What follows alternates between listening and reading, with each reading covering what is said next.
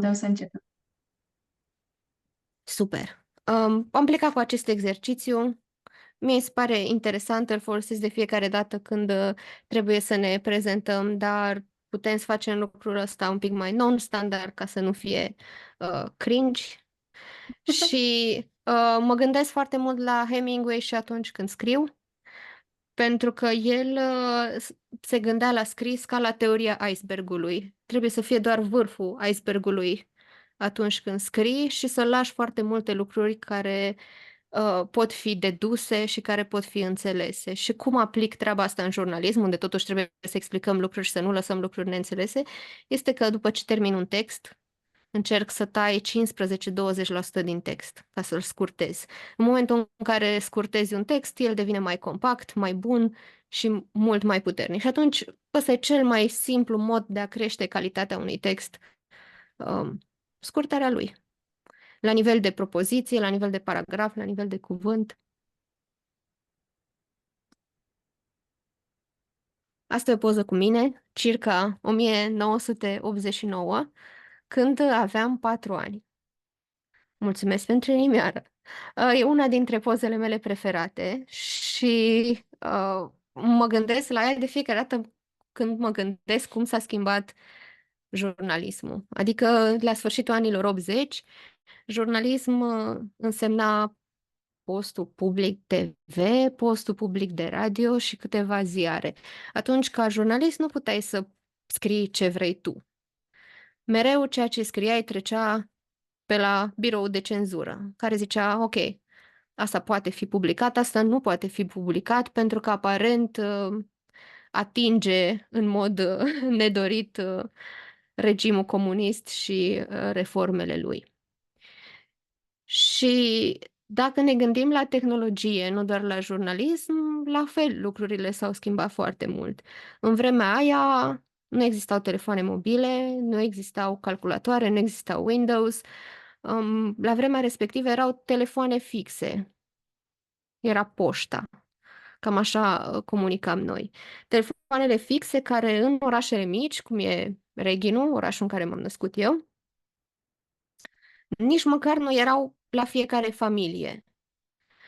Nu existau în toate apartamentele unui bloc și uneori o linie era împărțită la 2 persoane.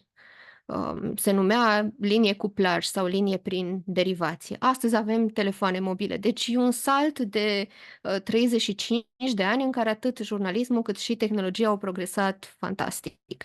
Și nu putem, adică să trăiești, să ai în viața ta genul ăsta de evoluție, e de multe ori ceva destul de greu de procesat și de înțeles. La fel cum dacă am aduce un om de la 1800 și l-am pune astăzi în centrul Bucureștiului să vadă mașini, să vadă agitație, să vadă oameni care vorbesc la telefoanele mobile, ar fi destul de greu de procesat. Și lumea într-o schimbare și atunci revenim la ce zicea Maria cu învățarea continuă.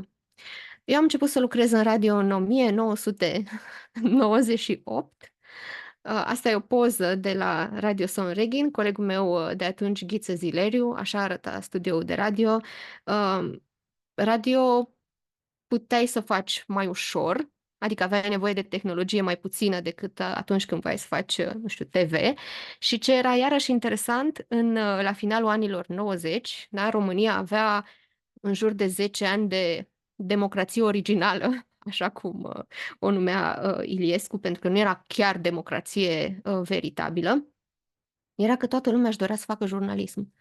După multe decenii de comunism în care îți era interzis să vorbești, îți era interzis să spui ceea ce crezi despre ceva și în care presa trecea prin cenzură, să fii jurnalist însemna să poți să spui ce-ți trece prin cap. Și de asta era cel mai cool job la finalul anilor 90, să fii jurnalist și să lucrezi în radio. După care m-am mutat la Pro FM, când am împlinit, când aveam 20 de ani, unde sunt în continuare și astăzi. Anul ăsta cred că fac 19 ani la ei. O viață de câine. Și este unul dintre locurile pe care le recomand. De ce? Pentru că în 19 ani de lucrat aici n-am avut ceea ce se întâmplă în multe locuri din țară, și anume n-a existat nimeni care să ne spună ce știri să dăm și ce știri să nu dăm. Noi ne stabilim singuri subiectele pe care vrem să le oferim publicului și nu există presiune din exterior. Ne facem treaba așa cum considerăm noi mai bine. Momentan suntem o echipă de 6 oameni la știri, la ProFM. Și cumva în 2014, deci exact acum 10 ani, am început să mă gândesc că aș putea să scriu pe tehnologie pentru publicații din străinătate. Mi s-a părut o mare provocare. Acum nu vă gândiți că eram super doxă pe engleză. Ce încercam să fac era să învăț. În fiecare moment din viață m-am gândit, ok, care e următoarea provocare, care e următorul lucru pe care aș vrea să-l fac și ce îmi trebuie să ajung acolo. Și aici am zis, ok, eu aș vrea oricum să mă îmbunătățesc engleza. Ăsta e un domeniu care mă pasionează și ăsta e unul dintre primele texte pe care le-am scris în presa străină. Publicația se numește Zidinet, e una dintre cele mai vechi publicații de tech. Și mi-am dat seama că să scrii pe tehnologie este super interesant și super amuzant. Am scris destul de multe texte pe cyber security. Ăsta este din Wired, despre un student la vremea respectivă care făcea bani spunându-le firmelor ce erori, ce bug-uri, ce erori de securitate au în site-urile lor sau în produsele lor. Și așa a reușit el să se întrețină la facultate. Ăsta e un alt text pe care l-am publicat în Vice Motherboard despre amenințările din viața reală pe care le au specialiștii în securitate cibernetică. Adică, un specialist în securitate cibernetică din București lucra la un moment dat, investiga un virus informatic și la un moment dat a găsit în casa lui, în sufragerie, un cub pe care scria Take a break. Cubul ăla nu fusese în casa lui. Așa că poveștile astea din tehnologie te pot arunca în foarte multe direcții care au legătură și cu hackeri statali, și cu spioni, și cu o mulțime de lucruri. Tehnologia nu se întâmplă niciodată în bulă. Există tot felul de conexiuni cu fiecare nișă a vieții noastre. Asta e, la fel, o poveste care mi-a plăcut tare mult. Am scris-o pentru Ars Technica despre studenții din regie, din căminele Politehnicii, care au construit în cămine calculatoare de la zero, folosind componente furate din fabrică. În anii 80, în Politehnică, nu erau dealeri de droguri, erau dealeri de electronice care își vindeau produsele. Anumite circuite în interiorul fabricii erau marcate ca defecte. Ele aveau un defecțel mic care putea fi corectat și așa erau scoase din fabrică și duse pe piața neagră. Așa funcționa comunismul. În comunism trebuia să știi să te descurci, pentru că mâncarea era limitată, pentru că toate resursele, practic, erau limitate. Și mă pasionează cumva partea asta de istoria științei și tehnologiei în fostul spațiu comunist. Am scris și despre LLMs, Large Language Models. Astea sunt softuri, mă rog, tool-uri de tipul ChatGPT și cum ajută ele echipele din security să lucreze. Și ăsta e un text important pe care l-am scris anul trecut, când m-am întâlnit cu Victor Jora, care este șeful Ucrainei pe partea de cyber security și care a zis în timpul interviului că Ucraina vrea ca atacurile cibernetice să fie considerate crime de război și a început să facă demersuri la Haga în acest timp, în acest sens. Bun. Am pus și o pisică ca să ne mai relaxăm după atâtea subiecte complicate. Și o să vreau să vă zic puțin. Să scrii pe tehnologie e complicat atunci când te gândești la sursele pe care ți le alegi. De ce? Pentru că cumva sunt ceva mai mulți bărbați decât femei în istoria științei și în istoria tehnologiei. Știe cineva cine este aici în poză? E foarte grea întrebarea. Este Berta Benz. soția lui Carl Benz. Noi știm foarte multe despre Carl Benz și despre tot ce a făcut el și povestea Bertei este cel puțin la fel de interesantă. Pe la 1888, după ce Carl Benz a făcut mașina pe care ea i-a finanțat-o, Berta a zis, trebuie să demonstrăm că mașina asta poate fi folosită pe distanțe mari. Și într-o zi, fără știrea soțului ei, și-a luat copiii și s-a dus împreună cu ei pe o distanță de 100 de kilometri, a condus singură mașina și a demonstrat practic că unul dintre primele automobile din lume poate fi folosit în felul ăsta. Aici este mașina. Primul drum, 106 km, a avut pe o distanță lungă. Care ar fi morala poveștii? Că de multe ori noi ca jurnaliști, ok, ajută să vorbim despre descoperirile din știință și tehnologie, ajută să discutăm cu experți bărbați, dar trebuie să ne uităm și la lucrurile pe care le-au făcut femeile. Și au fost suficient de multe, chiar dacă cumva istoria tinde să nu le pună în lumină de fiecare dată. Și e datoria noastră să le facem. Asta este o carte genială, Femei invizibile, de Criado Perez. Și sunt extrem de multe takeaway-uri aici, inclusiv faptul că întreaga lume a fost construită în primul rând de bărbați pentru bărbați. Medicina, spre exemplu, studiază corpul femeii ca fiind o variație a corpului bărbatului, care este standard. Și până în anii 90, în medicină s-au făcut studii clinice, în special pe bărbați. Aproape toate studiile clinice erau făcute pe bărbați. Inclusiv studiile clinice de anticoncepționale pentru femei erau făcute pe bărbați într-o primă fază. Și asta e absurd dacă ne uităm noi cu mintea de acum la lucrurile astea. Dar în anii 1990, deci destul de aproape de noi, părea ceva normal. La fel, medicamentele pe care le luăm noi pentru durere, banalul Nurofen, are un efect la femei și un efect la bărbați. Adică dozajele ar trebui să fie diferite. Dar nu se întâmplă asta. Centurile de siguranță de la mașini sunt, în primul rând, gândite ca să-i salveze pe bărbați. Și de asta, în momentul în care o mașină e implicată într-un accident de circulație, acum lucrurile s-au mai schimbat, dar până de curând, rata de supraviețuire a bărbaților era mult mai mare decât rata de supraviețuire a femeilor. Și așa mai departe. Pentru multe fun facts pe tema asta, aceasta este o carte foarte bună care vă va enerva și irita și vă va face să vreți să schimbați un pic lucrurile. Câte femei sau persoane din diferite minorități apar în presă? Jurnaliștii citează diverse surse la articolele lor și dacă ar fi să numărăm, să vedem câte femei și câți bărbați sunt în articole, cam ce credeți că găsim? Cam care credeți că e proporția? Cât la sută reprezintă femeile în articole? Noi, populația este cam 50-50, da? Vrea cineva să-și dea cu părerea? Eu aș zice 15 și acelea probabil sunt nu știu, în cazuri din astea de crime sau întâmplări din astea foarte dezastruoase. Când n-ai altă variantă decât să citezi, cred că avem niște răspunsuri pe chat, 25%, 30%, așa, mai zice cineva?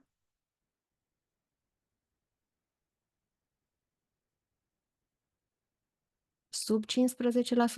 Noi avem aici niște studii pe Canada, că pe astea le-am găsit cele mai recente, care sunt studii recente, deci sunt foarte aproape de ce se întâmplă acum. Iar la noi mă aștept ca situația să fie și mai rea.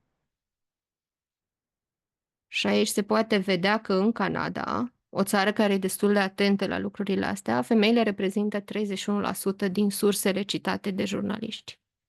Deși ele înseamnă... Deci avem de 2 ori mai mulți bărbați decât femei citați în presă. La noi e foarte posibil să fie cifrele foarte apropiate de cele pe care le-ați zis voi. Și vedem aici defalcarea pe diverse publicații și la The Star. sunt extrem de puține femei, dar și la National Post comparativ cu bărbații. Nature, care e publicație de știință și care are niște reguli foarte stricte. Ei au venit cu reguli prin care au vrut să încurajeze jurnaliștii să citeze femei în articolele lor. Există această distribuție în care, din nou, avem ceva mai puține surse femei sau surse care se identifică drept they, them, comparativ cu bărbații. Dar nu doar asta înseamnă să cităm surse diverse. Înseamnă să cităm surse diverse și în ceea ce privește geografia. Adică noi, pentru că stăm în București, de multe ori avem tendința să ignorăm alte orașe din țară. Sursele pe care le cităm sunt cele din București. Experții pe care îi alegem sunt în București. Și dacă ne uităm global, în presa vest-europeană, ca să zic așa, Statele Unite și America de Nord, Statele Unite și Canada, se întâmplă cam același lucru. Noi nu prea știm ce-i prin Asia, știm și mai puțin despre ce se întâmplă prin Africa. Sunt zone din care informația nu ajunge atât de mult la noi, deși ar trebui să putem să avem o înțelegere mai globală a lumii în care trăim. Și aici tot Nature s-a uitat la career stage, adică nivelul profesional al persoanelor citate, și au constatat că au foarte mulți cercetători care sunt deja recunoscuți. În schimb, sunt foarte puțini tineri citați ca experți. Acum, toate statisticile astea nu înseamnă că noi nu avem femei capabile să vorbească sau că nu avem tineri experți capabili să vorbească. Înseamnă că noi nu facem suficient ca jurnaliști ca să-i găsim. Și de multe ori apelăm la aceleași 1, 2, 3 persoane specializate pe o anumită nișă pentru că ne e mai simplu. Pe mine mă ajută tare mult LinkedIn-ul să găsesc experți și acolo poți să vezi exact ce vârstă are, ce nivel are în carieră, cum dorește să-i te adresezi, și mă ajută un pic la diversificarea surselor. Unele publicații, cum e și Financial Times, au venit cu tot felul de idei ca să includă mai multe femei, mai multe persoane minoritare în articolele lor. Și, practic, ce vor să facă este să impună anumite reguli prin care să-i forțeze pe jurnaliști să se uite un pic mai în amănunt și să caute un pic mai mult persoanele cu care își doresc să vorbească. Ce soluții credeți că ar putea să fie pe lângă LinkedIn ca să ajungem să includem în articole voci un pic mai diverse sau chiar și în postările de pe social media? Să includem, să le facem loc în conversație și altor persoane, nu doar celor care apar tot timpul.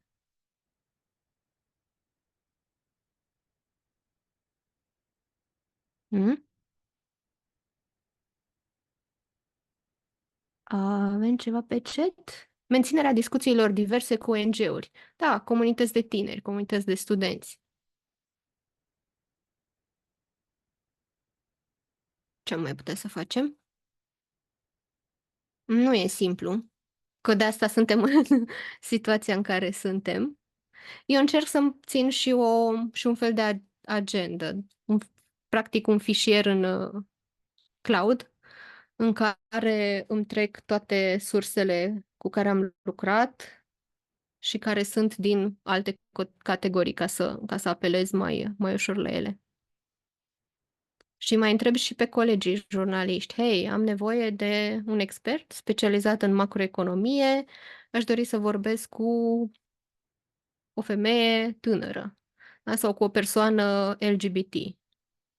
Și atunci, la fel, e super util și ne ajutăm între noi cu tot felul de surse. Da, astea ar fi câteva variante. Mai există și baze de date online, unde putem să găsim experți.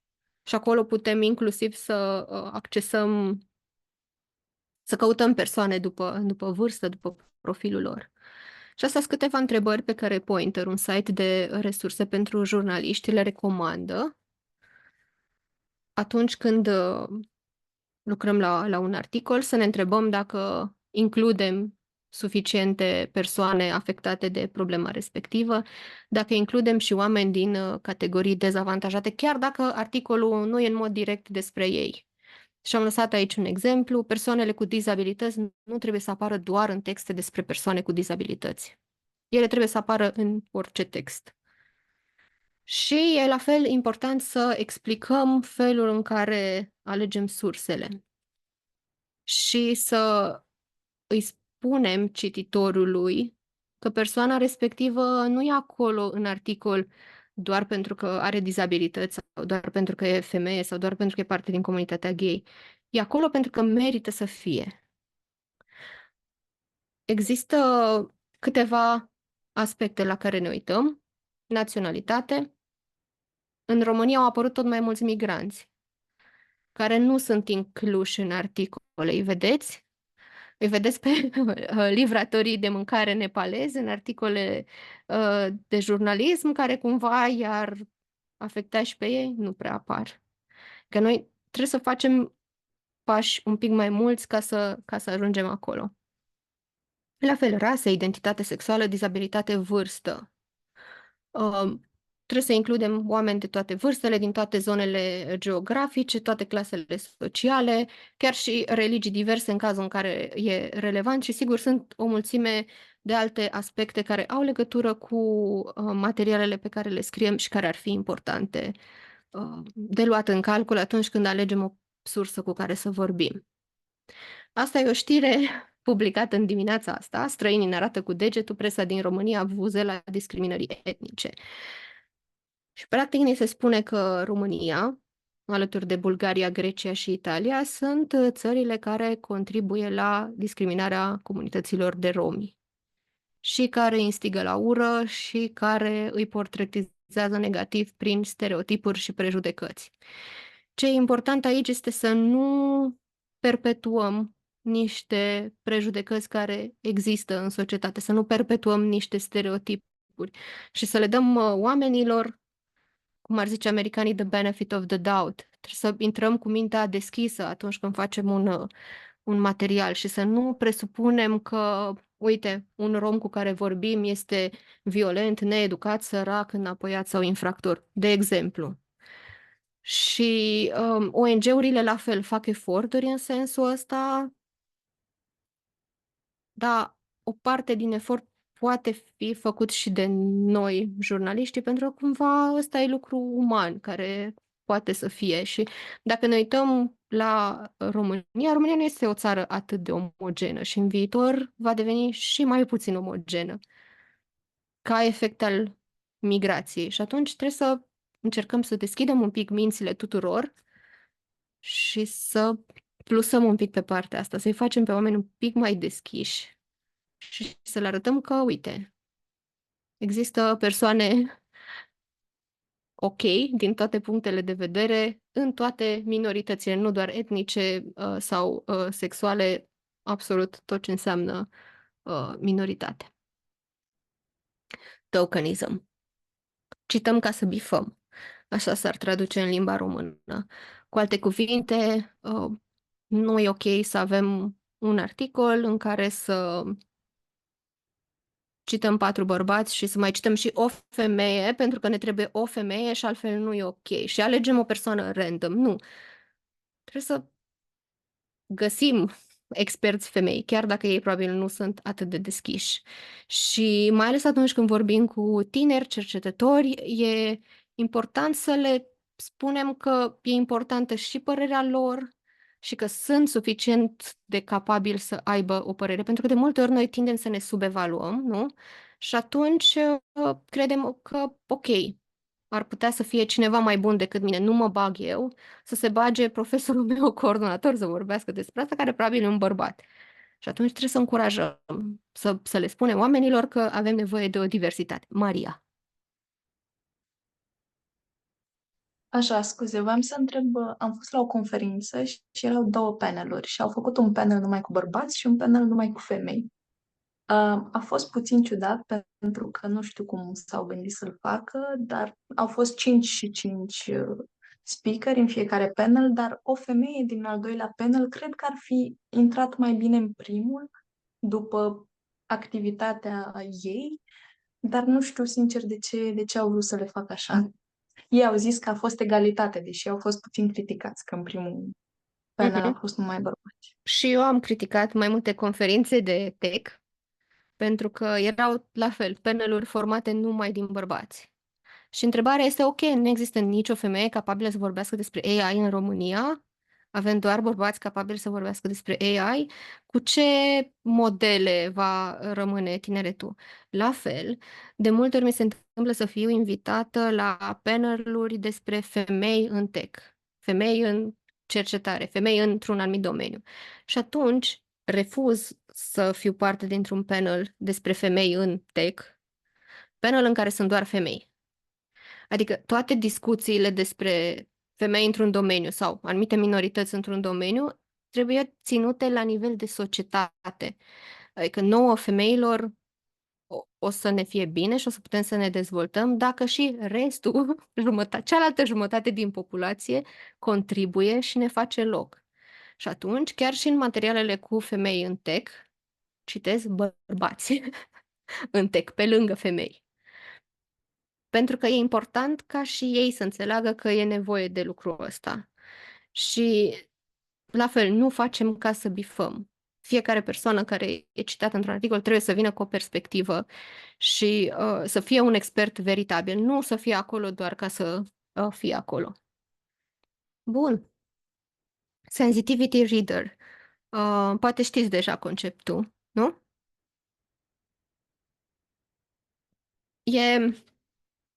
A apărut în Statele Unite, încă nu e foarte popularizat la noi, dar sensitivity reader e acea persoană specializată pe citirea textelor înainte de publicare, pentru ca ele să nu le aducă dezavantaje diverselor comunități. Și atunci un sensitivity reader va zice, hei, aici limbajul aduce, nu știu, anumite critici unei anumite categorii. Și ar trebui schimbat limbajul în limbajul ăsta. E foarte important ca noi să numim oamenii așa cum se numesc ei și să folosim termenii pe care oamenii îi preferă în anumite situații. Nu să folosim noi acel termen care s-a încetățenit. Deci dacă romii preferă ca ei să fie prezentați în presă cu cuvântul rom, noi le aducem un prejudiciu în momentul în care folosim țigan. Asta ca să fac o paralelă cu articolul care a apărut zilele trecute. De ce asta face un sensitivity reader? Mi se pare o meserie de extrem de mare importanță care ar fi bine să apară și la noi și sper că va apărea în câțiva ani. Cum găsim astfel de surse? Mai sunt idei noi? Pe lângă bazele de date LinkedIn, v-ați mai gândit la ceva? Și la întreabă un prieten. O idee ar fi să mergem pe la evenimente, să mergem pe la conferințe, unde, ca jurnaliști, n-ar trebui să ne ducem strict la persoanele care sunt în față. De multe ori, cea mai bună sursă poate să fie o persoană care e undeva în spatele sălii și stă izolată. Și trebuie să facem un efort de networking, care poate nu ne este tuturor natural, mie una nu mie, să ne deschidem și să încercăm să fim mai deschiși și să aflăm câteva lucruri despre persoana respectivă. Și o să iasă și nu o să iasă ceva. Cumva e de datoria noastră să fim deschiși spre alți oameni, nu doar spre oamenii care sunt în lumina reflectoarelor. Și avem și un exercițiu. Mie îmi plac poveștile. Și exercițiul sună așa: imaginează-ți că este un jurnalist care investigează întâmplările din Scufița Roșie. Toată lumea știe Scufița Roșie. Fă o listă de 7 surse pe care le-ai intervieva. Sursele trebuie să fie oameni care există în realitate. Puteți să folosiți netul. Și să fie oameni care au legătură cumva, adică să aibă sens pentru povestea Scufița Roșie și să fie poate experți din diverse categorii și o să vă las să lucrați 5 minute. Poate nu o să reușiți să faceți o listă de 7 surse. Aveți la dispoziție marele internet și pe urmă să-mi ziceți poate ce surse ați găsit. Ok? Deci revenim la și 10.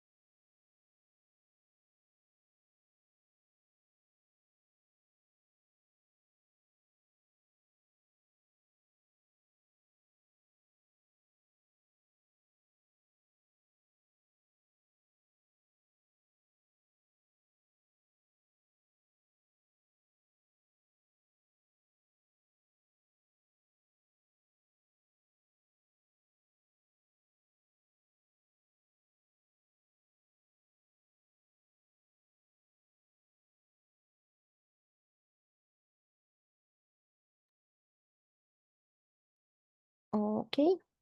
Mai stăm câteva secunde. Am primit ceva pe chat. Cei care au scris, rescris, preluat povestea, da, mai mulți autori. Printre care și femei. Poliția Română, în Consiliul de Administrație al Regiei Naționale a Pădurilor Rom Silva, Asociația Anais, Protecția Copilului, Protecția Animalelor. Super. Mă gândesc asta dacă povestea ar fi fost plasată în România, Așa. pentru că mă gândeam că e interesant și perspectiva asta a Anais, pentru că, de exemplu, ar putea spune cum gândesc crăpitorii sau, mă rog, oamenii care urmăresc fete minore pe stradă. Da. Psiholog pentru copii, de exemplu, Monica Bolocan. Super! Fundația Visul Oanei, exact, pentru animale. Am găsit un medic veterinar arab, Tamara Abad El Jawad, pe LinkedIn. Să nu avem doar români, chiar dacă materialul este despre România, că comunitatea arabă din România e destul de mare. Mai putem vorbi cu Gelu Duminică, care este sociolog, exact, bravo, care este sociolog și care este și rom. Și atunci ne poate da, la fel, o perspectivă mult mai mare. Și ați văzut că în 4 minute, au fost mai puțin de 5 minute, am reușit împreună să găsim o mulțime de surse, ca să spunem întâmplările din povestea Scufița Roșie, care sunt diverse. Nu ne-am dus la același polițist, nu? Purtătorul de cuvânt al poliției române nu apare aici. Ne-am dus mult, mult, mult mai targetat. Și de ce am făcut exercițiul ăsta? Ca să vedem că nu e imposibil să găsim surse diverse în cazul în care ne propunem să facem lucrul ăsta. Super! Sunteți top! Mulțumesc! Kentaro Toyama. Asta e una dintre ideile cele mai importante care sunt legate de tehnologie. E ideea lui Kentaro Toyama. El spune că tehnologia nu aduce nimic și nu scoate nimic. Tot ce face tehnologia e să amplifice ceva ce se întâmplă deja în societate. Adică dacă noi, în societate, avem discriminare, în momentul în care peste societate punem tehnologie, spre exemplu punem AI, punem social media, punem orice, acea discriminare se va amplifica. Deci când avem ceva bun în societate, cu ajutorul tehnologiei, el va deveni și mai bun sau poate deveni și mai rău. Adică ea multiplică ce se întâmplă și ideea asta e importantă în contextul în care stăm mai mult în rețelele de socializare, folosim mai mult AI-ul, ne bazăm pe algoritmi de AI să ne genereze text sau să ne genereze orice, să ne facă o analiză de date.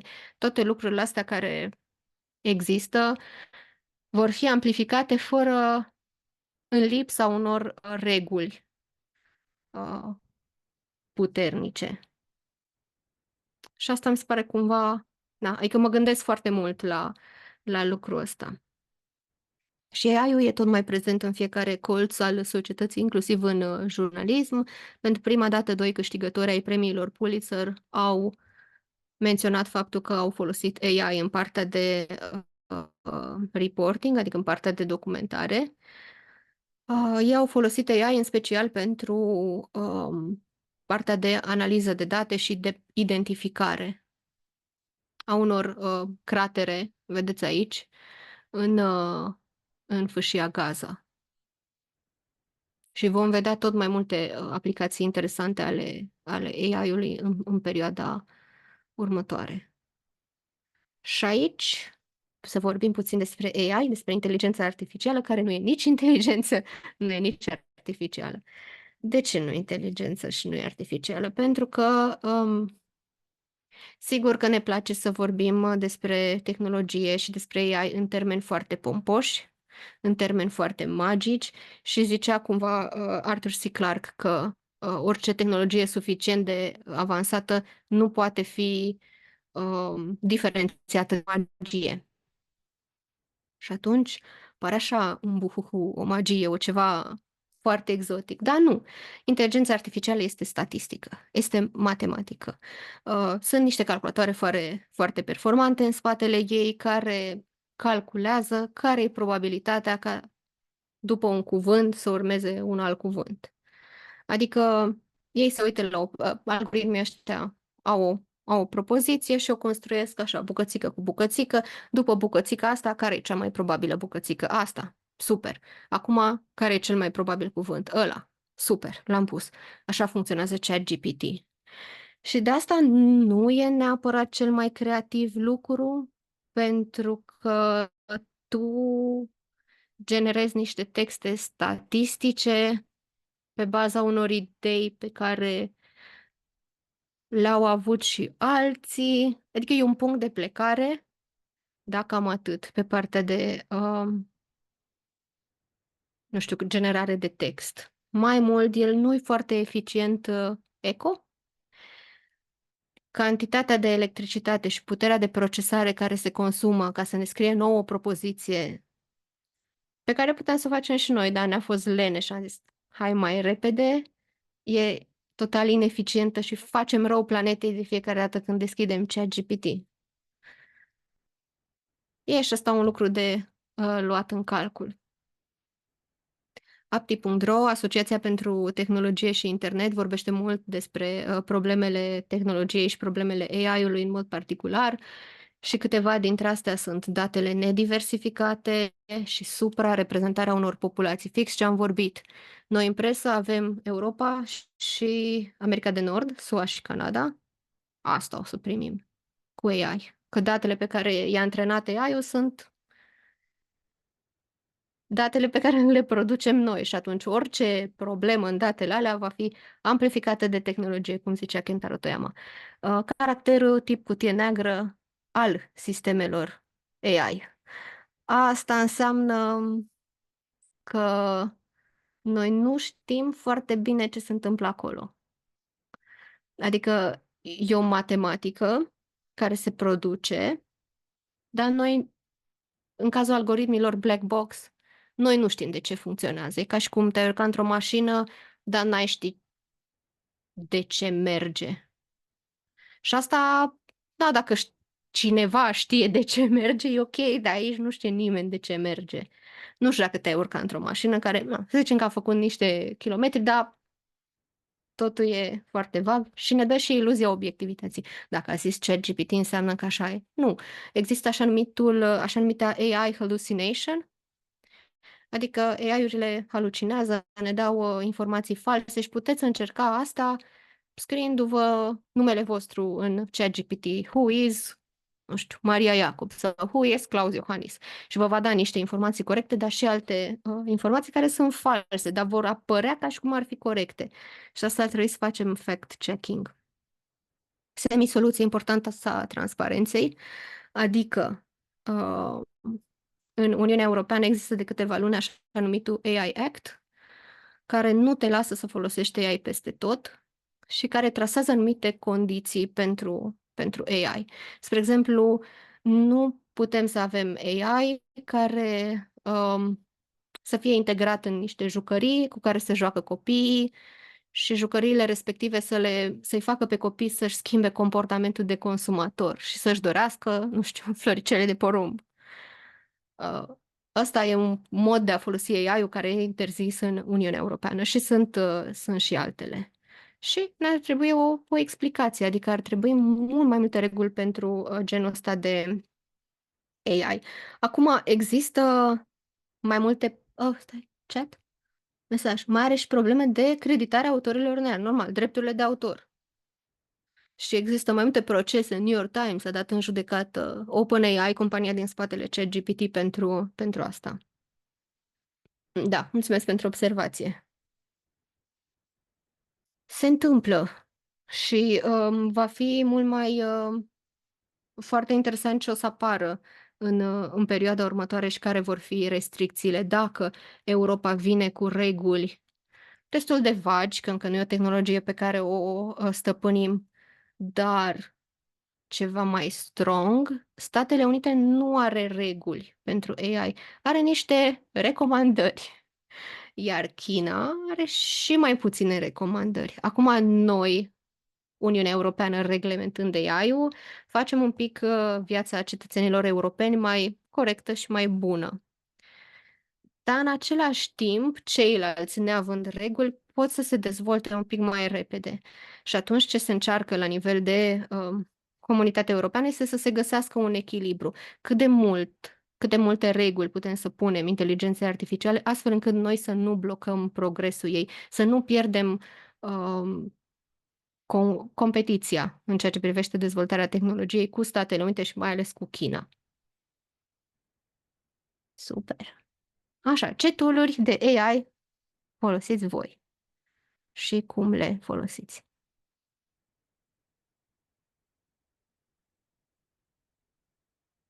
Nu folosiți? N-a folosit nimeni ChatGPT la facultate?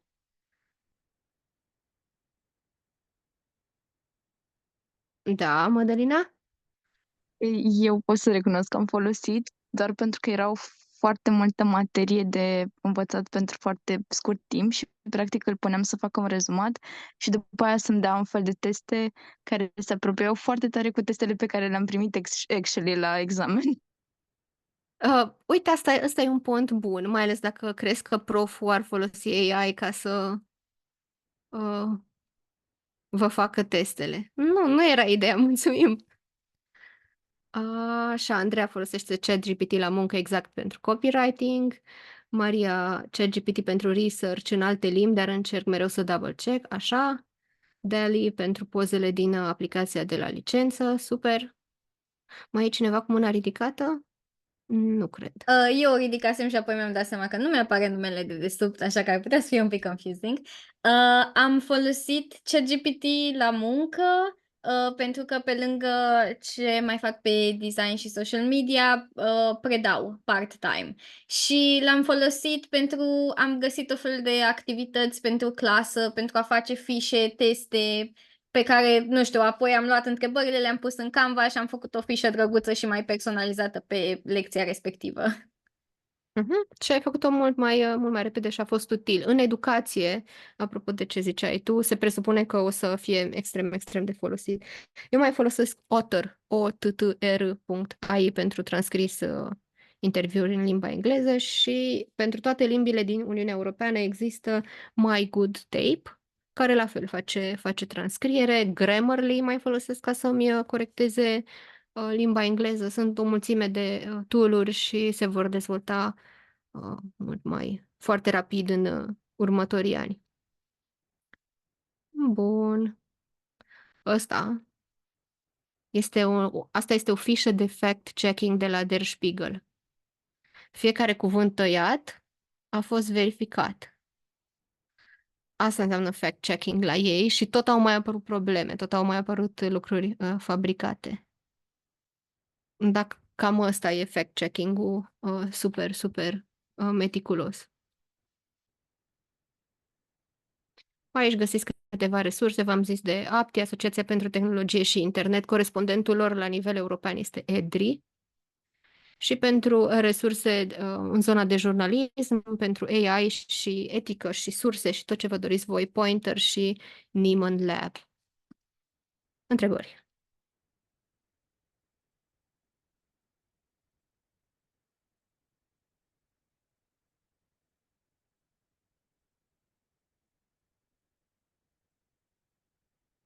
E ceva ce v-ar fi plăcut să atingem și n-am atins?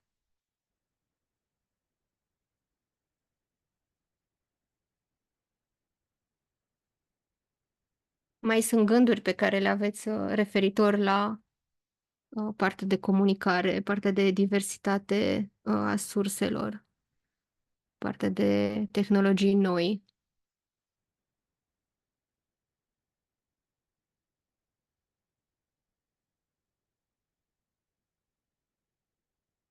Stăm bine.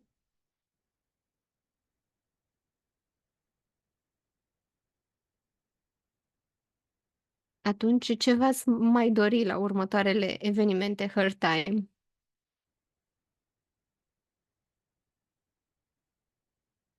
Da, asta este o întrebare foarte bună. Dacă aveți Și vrei să lăsați sugestii în chat? Noi oricum de obicei acceptăm sugestii destul de des. Da, așa, mai avem o extensie de generat cod în Visual Studio pe bază de AI, dar am lapsus la nume. Andreea, la ce o folosești? Eu sunt la facultate de informatică și Super! evident că mai e și aia câteodată în caz de utilizată. Dar da, mostly pe partea de web sunt destul de multe, adică și le generează cel mai ok, adică probabil dacă e să fie o ramură a IT-ului înlocuită cea mai repede de AI, cam asta cred că ar fi. Mhm. Da. Tu în ce zonă îți dorești să te specializezi? Am vrut ceva timp pe web. Acum nu neapărat pe web, mă gândesc la aplicații de mobile. Dar vedem. Super! Eu am organizat împreună cu colegii de la informatică un fel de hackathon de interdisciplinar, informatică și jurnalism. Posibil să mai facem unul tot așa pe final de an, dacă vrei să vii. Mi-ar face plăcere. Avem echipe mixte de programatori și de studenți la jurnalism care lucrează împreună la un proiect și apoi, care proiectul e de obicei ori un tool pentru jurnaliști, ori un articol jurnalistic. Și o să vă las aici în chat proiectul care a câștigat prima ediție a hackathonului, Harta șanselor. Și ce e interesant este că mie se pare că se găsesc foarte multe idei cool și sunt foarte multe low-hanging fruits la intersecția dintre domenii. Și cu atât mai mult în momentul în care intersectezi două domenii care sunt total diferite, informatica și jurnalismul. Și următoarea ediție unde ar fi postată sau de unde putem să aflăm când e organizată? Uite, o să anunț și prin intermediul HerTime, dacă credeți că ar fi de interes. Vă mai zic ce proiecte am avut la finalul anului, probabil că o să fie. Ce proiecte am mai avut anul trecut a fost un fel de Tinder cu politicieni, care s-a numit Pinder, în care vedeai poze, declarații de avere, probleme penale, tot ce te-ar interesa. Ador. Și dădeai swipe. A mai fost o hartă a Bucureștiului, o hartă seismică a Bucureștiului cu toate imobilele cu risc seismic. Și au fost mai multe proiecte drăguțe. Astea sunt cele care au fost premiate. Workshop-uri pe diverse teme, cum ar fi comunicare eficientă. Cred că asta și-ar dori pentru viitor, nu? Așa pare, da. Ok, vom lua în considerare. Am mai avut workshop-uri pe diferite teme de inteligență emoțională, comunicare, deci cel mai probabil vom mai avea și vom mai colabora cu diferite persoane. Super! Eu vă mulțumesc tare mult că ați venit și că v-ați făcut timp în seara asta și oricând credeți că putem să, nu știu, că ar fi interesant să discutăm, putem să ne auzim și să stăm de vorbă. Ar trebui să fie ușor să mă găsiți și să-mi dați mesaje. Și mulțumesc pentru invitație. Mulțumim și noi. Mă bucur, Andreea, dacă zici că a fost super util. Ok, văd că sunt foarte multe reacții pozitive în chat. Mulțumim mult, a fost Mulțumesc! foarte, foarte interesant și am aflat și câțiva termeni noi. Eu, de exemplu, nu știam de sensitivity reader. Chiar mă bucur că există o persoană care are task-ul acesta. Iar acum, cred că o să dau switch și o să încep să vorbesc în limba engleză ca să pot prezenta următorul nostru speaker. Din nou, mulțumim mult, Andrada, și o să păstrăm legătura și să ne mai spui când faci lucruri interesante, pentru că sigur e de interes pentru comunitatea HerTime. Mulțumesc mult! Ok, mulțumim. So, I am going to welcome Dr. Carey. Hello. Hi, sorry, my light sucks. I'm going to try and angle myself a little bit differently. Okay, that's better, I think. Yeah, I think we can see you pretty well. So, as the introduction part, hi, my name is Teodora. I'm the graphic design coordinator and head of communication at HerTime. I'm super excited about this webinar. I really asked to be the moderator for this because I'm very interested in how in everything AI right now, especially as a designer, as an artist, it's really doing a lot to the art community at the moment. And I feel like this perspective related to also race and gender and everything else in society is super interesting. Dr. Carey is a senior research fellow at the Center of Future Intelligence at the University of Cambridge. And I will let you introduce yourself and tell us what you're going to talk about. Brilliant. Thank you so much. Can you hear me? Okay, perfect. Great. I've just been having relentless tech problems this week. And so I am very glad that this is finally working. I'm just going to share my screen. So I'm just going to pull up my presentation and then I can get started. This is always like the hardest part. Like as soon as the slides are shared, it's all very positive from there. Great. Okay, can you see my screen? Yep, we can see it. Great. Yeah, well, thank you so much for having me. And so as has been mentioned, I'm Dr. Carey McInerney, and I'm a senior research fellow here at the University of Cambridge, where I look at a big range of things relating to race, gender, and AI, which is a massive topic. So I'm only going to cover a few sort of interesting insights and bits and pieces today. But I hope that it will be interesting food for thought. And if it is something that you're interested in, please always feel free to reach out. Myself and my team produce a lot of free resources, from podcast episodes to articles to books that either by emailing me, you can access them, or by finding them online. And so, we're very keen to make sure that information on these topics is widely available. So a little bit about me. So I am a researcher, but I spend a lot of my time focusing on public engagement and communication, and on everything from traditional radio through to TikTok. And the reason why I do this is because I think that there is right now a huge amount of misinformation and confusion when it comes to AI, from what AI is through to what AI can do, what it definitely can't do, and what we should want these technologies to do in our lives, whether we should even have them at all. And so one of the main roles I think that we have as researchers is to ensure that the research we're doing is contributing to public understanding of new technologies like artificial intelligence. And yet, so often I think that the people who are most affected by these technologies, people like you and me, are often not party to the kinds of conversations we need to have. And so a lot of my work, again, focuses on this public translation element.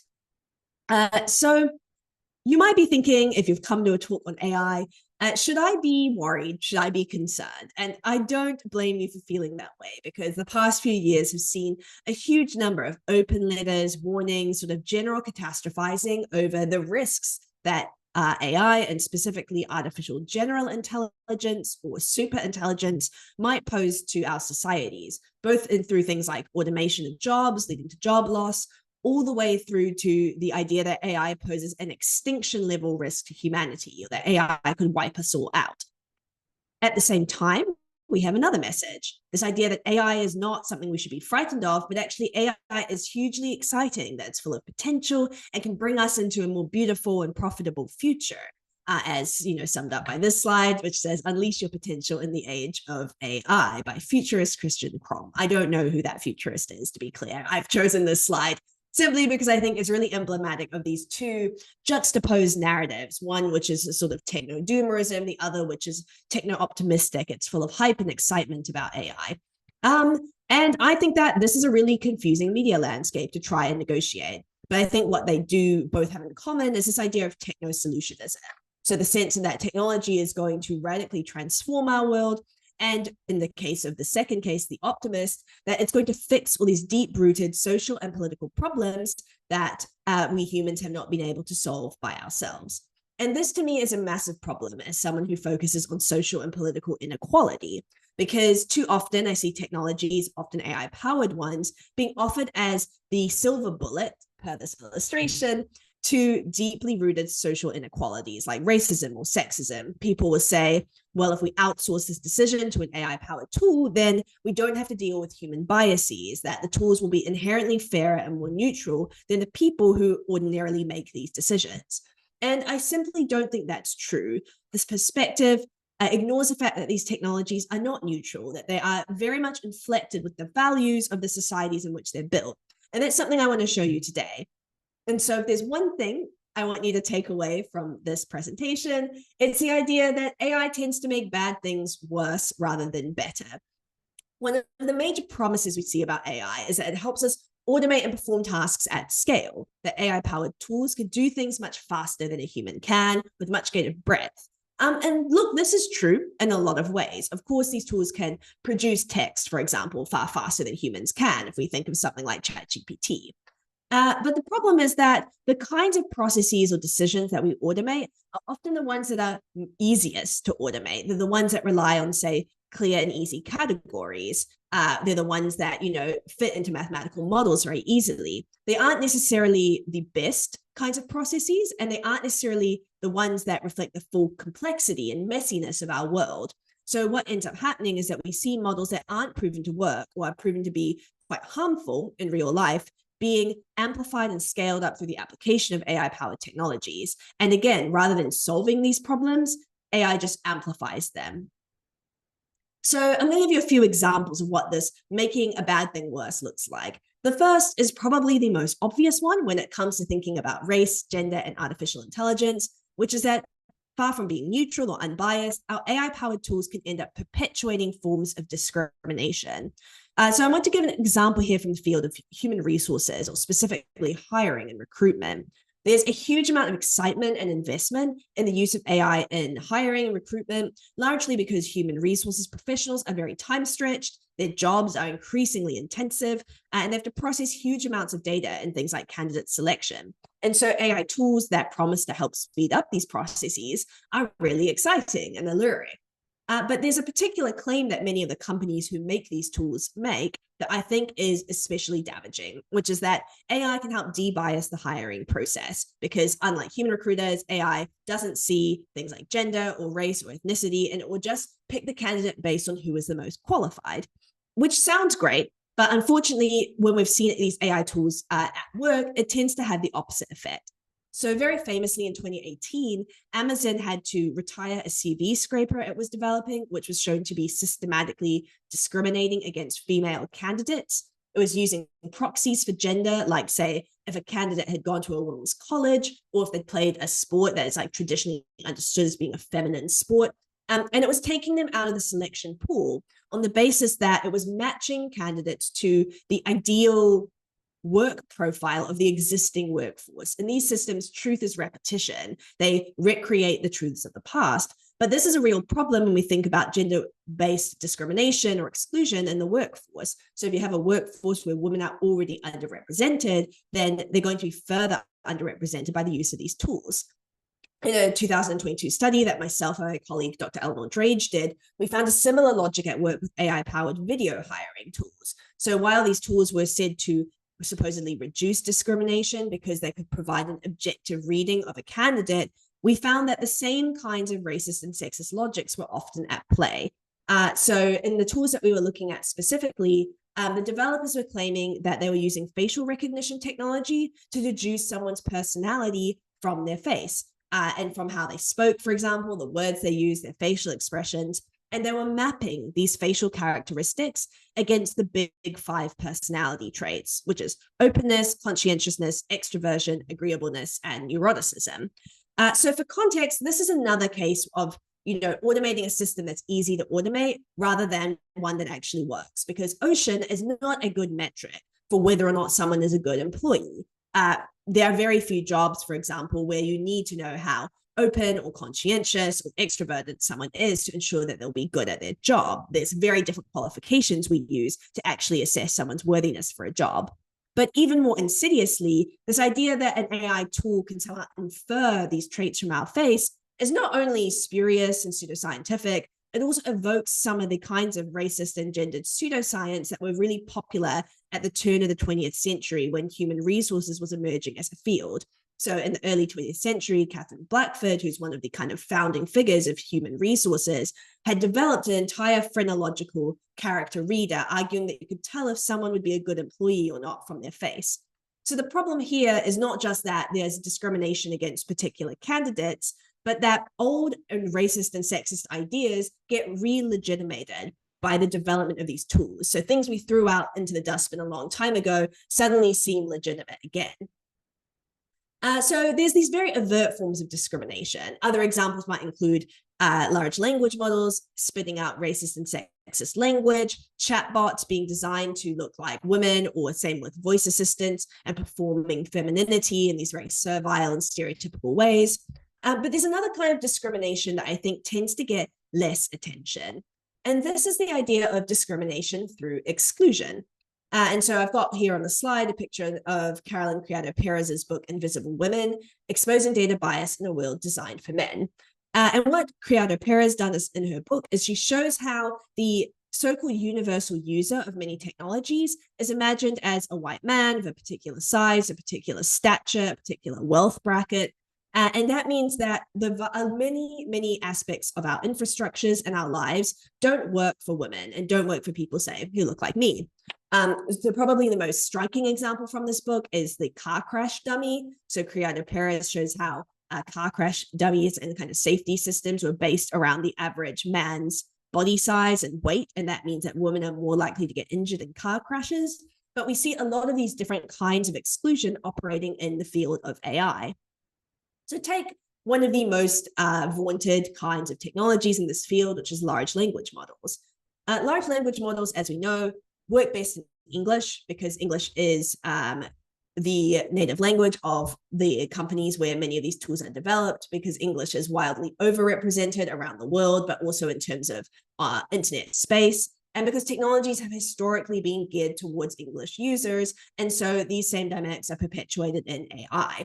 But even if we were to create these tools based on more representative language data sets, it's important to recognize that there are some languages that will simply never be codified and into large language models, and that there are some users who will just not benefit from these tools. So American Sign Language users, I've got a picture on the left of American Sign Language as one example of this.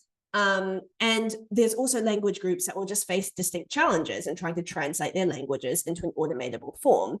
So on the right, I have the logo of the group Masakana, which is a grassroots organization that aims to introduce some of the over 2,000 African languages from the continent into natural language processing data sets.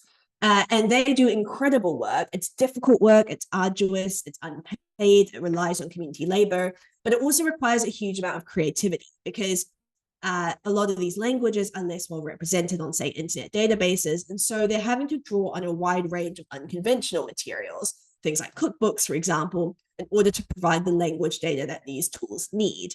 And so I'm now going to hand virtually over to a clip of Dr. Rebecca Woods from the University of Newcastle to discuss what these forms of exclusion and power look like when it comes to multilingual users of large language models. It would seem like LLMs on the whole, not so good with multilingual sort of data sets, which again is kind of not surprising. There's so few languages represented, and as soon as you introduce multilingual text, it's going to mess up totally your probability calculations in terms of words follow on from each other. A couple of recent papers have suggested that in terms of LLMs being able to provide translations of code switching, they just do a really, really poor job of it. And in terms of producing code switched text, a really interesting paper by Bung-Chin Young and her colleagues noted that actually it really depended on the combination of the languages as well, which probably has an awful lot to do with how well they're represented in text, and especially in internet text. So, for example, when they asked ChatGPT to produce a short passage in Singlish, which is a variety of English spoken in Singapore that has a lot of influence from Mandarin Chinese, Malay in particular. So it did an okay job at producing some Singlish, but when it asked ChatGPT to produce a text that was Tamil and English code switching, it was full of grammatical errors. It was semantically not meaningful because, again, right, semantics is not just about the individual words, but how they actually combine. It even started mixing scripts, which suggested it didn't really fully understand what sorts of text it was dealing with. And then in some other examples, it started introducing the wrong languages. Like language tagging is not a straightforward process, especially in highly multilingual situations. So an example that Young and her colleagues gave was when they asked ChatGPT to give a Chinese-English mixed text as a Malaysian speaker would speak. And as soon as ChatGPT saw Malaysian, it went, oh, well, let's throw a whole load of words from Malay in there. Then it got lost along the way and was tagging half the Malay words as Chinese. And again, we're getting very close to the areas of stereotypes and other sort of potentially offensive uses of language, because it's wading into a political and social context that it has no way of dealing with. And I thought this example might be particularly interesting to this audience because I think a lot of you probably are multilingual and mix different languages. And a lot of these tools just don't really represent the social and political reality of that, and how that's many people's worlds. I want to move on to another way that AI can make a bad thing worse. This is quite a dark topic. So also if this makes you really uncomfortable or is upsetting, also just feel free to take a step out of the Zoom room and come back. I'm not going to discuss anything in explicit detail, but unfortunately, we also see the use of AI to exacerbate forms of gender-based violence and harassment. Probably the most well-publicized version of this is deepfake pornography, or the use of AI to create intimate images that are used to abuse and harass other people, particularly women. So most famously, Taylor Swift was the victim of this kind of intimate image abuse, but this has been a much longer running problem, both before the advent of these widely available AI technologies, but I think, something that really matters when we're thinking about what AI means when we're trying to govern it ethically. But there's also, unfortunately, a wide range of ways that AI can be used for these purposes, from the use of AI-powered bots to harass, say, public female figures online, like journalists or politicians, through to the use of the Internet of Things smart home technologies, things like Amazon Echo, Alexa, smart locks on doors, Ring doorbells, to trap and surveil people in their homes or people in their domestic spaces. And so it was a bit complicated to talk about these forms of gender-based violence and abuse because there is a fear of copycat crimes, or a fear again of sensationalizing these acts of violence. But I think there's been a move towards trying to make these kinds of violence more visible so that people know that these are happening and they can start taking policy steps and collective steps to try and combat them. And so I want to pass over to Dr. Leonie Tanzer, again virtually, who is an expert in cybersecurity and gender, and specifically focusing on the problem posed by domestic violence and the Internet of Things, to talk about why we need a feminist approach to cybersecurity in order to prevent these kinds of discrimination and abuse through the use of AI-powered tech against women.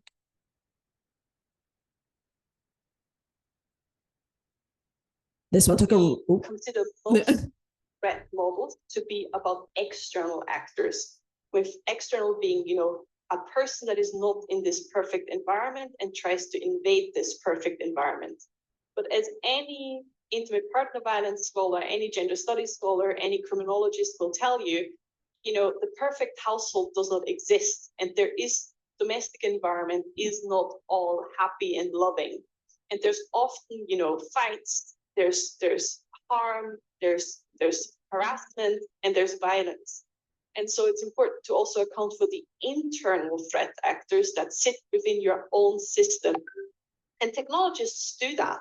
They think about internal threat actors, but then they are employees. And employees are different because you have different mechanisms to act against them because they're not on the same status as, for example, the employer. Whereas in a domestic abuse environment, we do not want to have these discrepancies and authority levels. And that's something then like a designer has to account for, that not everybody has the same abilities and the same access often to the systems as they envisioned them in the first place to be and to have. So basically, I think it's important that we model different scenarios and account for them and make a decision, nearly like you do when it comes to ethics application, for example, in a research environment. The reason why I really like Leonie's work is I think it takes a very central insight from feminist thought, this idea that the home is often a very unsafe place, but also brings forward different kinds of design and policy solutions. So saying, what kinds of threat models do we need to do to make sure products are safe for everyone, not just for, again, this imagined white male user. More broadly, alongside exacerbating forms of gender-based violence and abuse, we also see the widespread use of AI technologies to enact forms of social and political control. This is not something that is exclusively only affecting, say, women or people of color, but I think that the effects of these kinds of control disproportionately impact marginalized groups, that these are groups that are more likely to be subject to things like government surveillance, for example. They're more likely to build on histories of exclusion and impoverishment, and contribute, say, for example, to the over-policing of people of color in places like the United States. So there's been widespread protests around the deployment of facial recognition tools in countries like the US and the UK by police departments, and also the widespread expansion of the collection of biometric data. And I'm going to hand over virtually for the last time to Dr. Matt Mahmoudi to talk about a practical example of this, which is the use of facial recognition in Palestine. This is from a 2023 report by Amnesty International. The way that Red is that the system operates at checkpoints that are necessary for Palestinians to pass through in order to access things such as education, work, medical services. Oftentimes you'll have situations that we heard about through our testimonies in which, say, families that need to get access to an ambulance have to first pass through a checkpoint. The ambulance can't come through to their neighborhood, has to wait outside the checkpoint. They may find themselves in a situation in which the soldier doesn't let them pass, unless they're friendly with them or for whatever reason happens to know them at good faith. By introducing an algorithm at the checkpoint, you're removing any form of that sort of human leniency that might have existed in the first place. So what we're witnessing is a Palestinian coming into the checkpoint, which is catered only to the Palestinian. It's not for use by Israeli settlers, it's only for Palestinians, whose face is being scanned the moment they walk in through a turnstile. A light indicator shows up on a computer screen by the operator. It might go green, in case you're lucky you can pass through. It might go yellow, in which case oftentimes there's either a bug or there's simply not clarity around whether they should let you pass you. And if it goes red, which is what you're hoping it doesn't, you're dealing with a situation in which either you haven't been biometrically registered, in which case the soldier will lock down both turnstiles and you will be coerced into producing an ID to be matched with the image that was taken of you in the first place, so as to train the system to be able to pick you up in the future. Or you may have been scheduled for detention or questioning or whatever else that you are unaware of. But crucially here, people's faces are registered into the system without their knowledge. Folks rock up to the checkpoint, they have no idea how they're known, how they're being recognized, they don't know the soldier, but they're being addressed by their name and their details. So you might be wondering, why do we have so many of these deep systemic problems in the tech industry? And there's a lot of different reasons why. I do not pretend at all to be able to address even a small slice of them, or that the answer that I'm going to give today is the only one. But I think one aspect that does contribute to these deep systemic problems is the fact that the tech industry worldwide is a pretty unrepresentative industry of the wide range of experiences and identities around the world. So if we take one particular vector, if we look at specifically how women are represented in this industry, worldwide, I think only 21% of all AI professionals are women.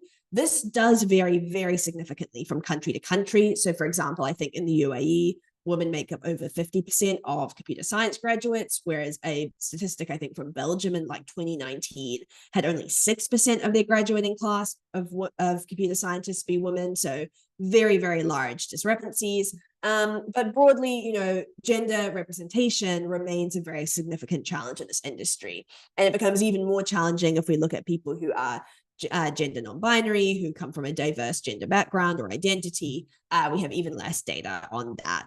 And even beyond just the question of who's in the room, we find that the industry is shaped by systemic gender inequality, so that even when women are in the industry, there tends to be significant problems with retention. Women tend to drop out of this industry, or they tend to be trapped in lower paid and less well-respected jobs. They very rarely are in leadership positions, for example. So what are the reasons for this? Again, a wide range or constellation of complex overlapping factors. The one that gets the most attention is this idea of the pipeline problem, which I've got here on the left. The sense that there are very few women who take STEM subjects or science and mathematics at school, and that they're discouraged from doing so. Fewer still who study at university, and then women drop out at every step of the career progression ladder, leading to a very few women in leadership. The pipeline problem matters, but sometimes I worry that this focus on the pipeline problem is itself a little bit of a distraction. Or sometimes the way that the pipeline problem is phrased is, well, what's wrong with women? What needs to be changed so women will succeed in this industry? Why are women failing to succeed? And I think sometimes what that ends up doing is it makes it seem as though the problem is us, that there's something wrong with us that means that we don't thrive in this fast-paced environment. And I think we should be flipping that question around. I think we should be asking, why are men so overrepresented in this industry? If they're less than 50% of the population, why are they over 80% of computer scientists? What are institutions doing to make them so hostile to female computer scientists? Why don't women want to stay in these organizations? Why would they literally rather leave the industry? And I think these kinds of questions are really important for understanding some of the other reasons why women might actually be pushed out of this field. One aspect, unfortunately, is harassment and bullying, and there's been some very high-profile cases of this over the past few years when it comes to the way that female computer scientists have been pushed out of big tech firms like Google. Another is persistent gender stereotyping, or these deep-seated beliefs that women are just not as good at computer science or these subjects, or that computer science is not a place for a woman. And then there's financial reasons, things like systemic pay gaps, but also the underfunding of female-led innovation startups, for example. So my team is really interested in this question of underrepresentation, and we decided to take another look at this problem, but through a different angle. We decided to look specifically at science fiction. We believe that the stories that we tell about AI are really important. And so we wondered, how are AI scientists represented on screen? Are women well represented in these roles? Are AI scientists represented in particular gendered ways? So we asked, what about science fiction? We watched literally hundreds of films to do this research. It was a COVID lockdown project. I would not recommend doing that. But what we found was both unsurprising and really interesting, which is that over 100 years of largely Anglophone film, the most significant science fiction films over the past century, only 9 out of 116 AI professionals were women. And so we found that not only were women very underrepresented on screen, they were actually represented even worse on screen than they were in real life. And even more depressingly, it didn't seem like there was that much of a positive change. So it wasn't as though from 1920 to 1970, there were no female scientists, or even 1970 to 2000, there were none. And then suddenly we had this huge burst of female scientists on screen. No, the results tended to be pretty steady across time.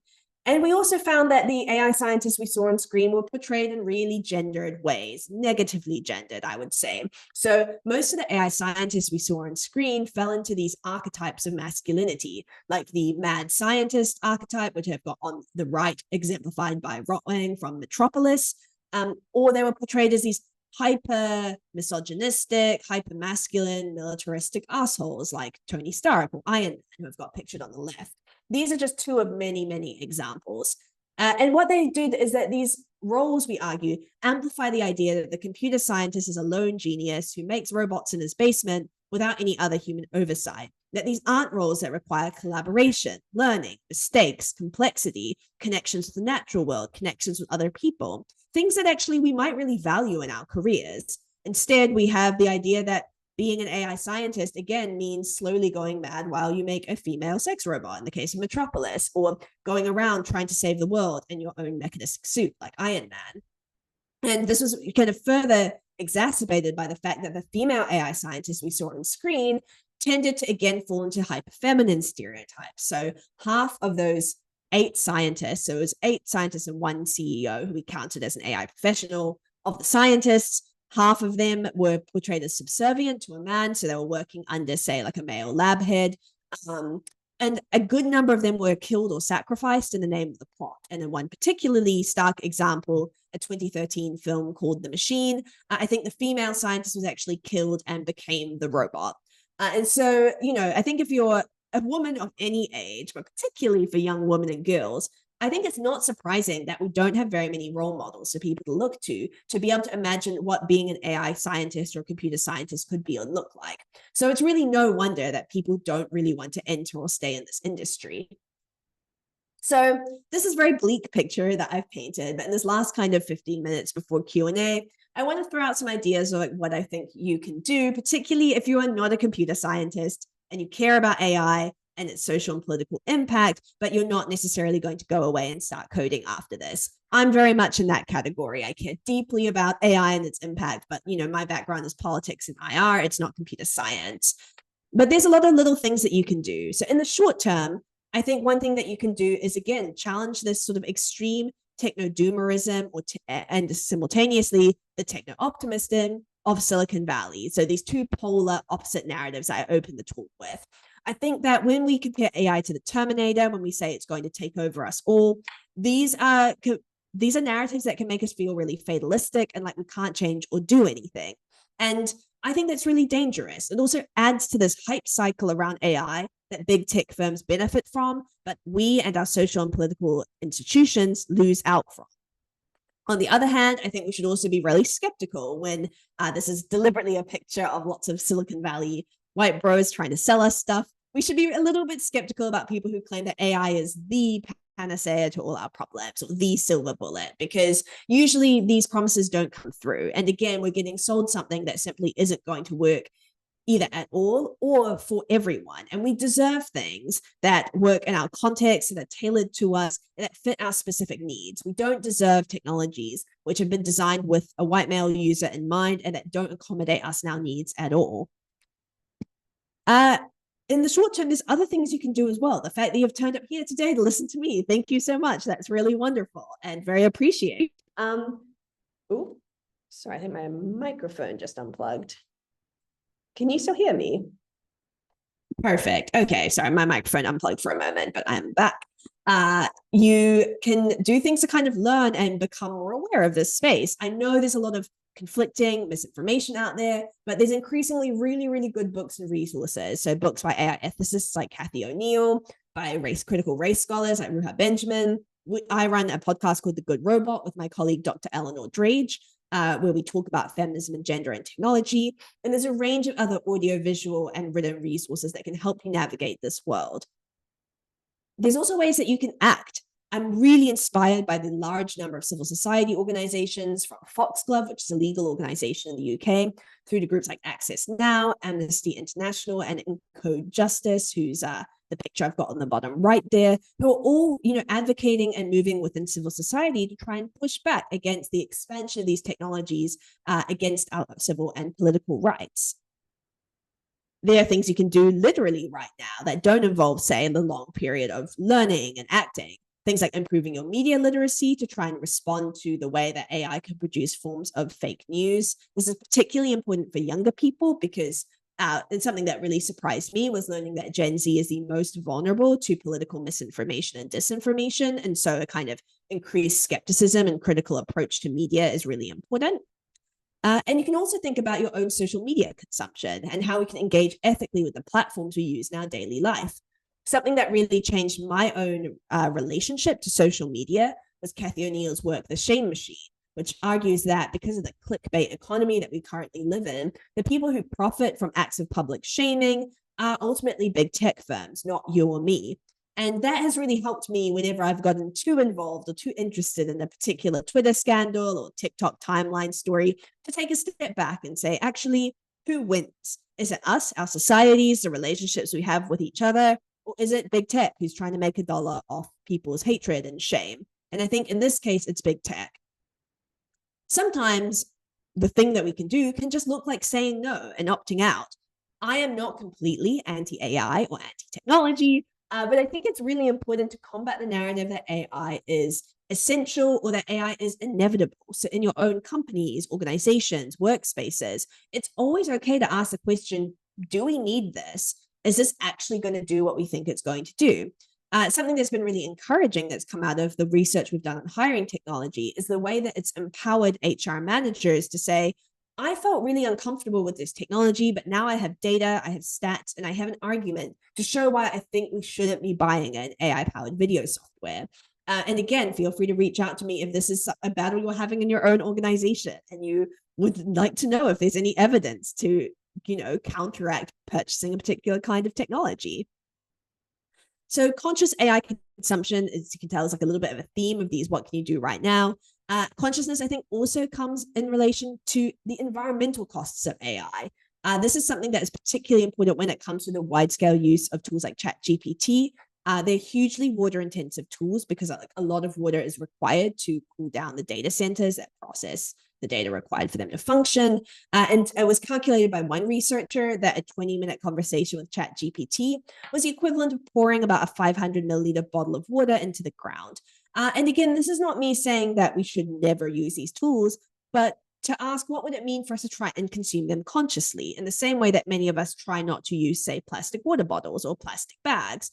I encourage people to think similarly about their AI use, asking, do I actually need to use ChatGPT for this tool? Or would it be, relatively quick and much more energy conscious for me just to do it analog?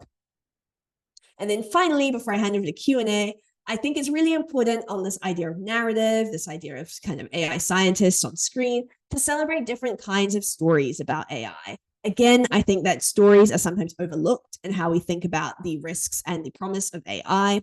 But again, these stories are the drivers of our imagination, and it does matter which ones we celebrate, which ones we scorn.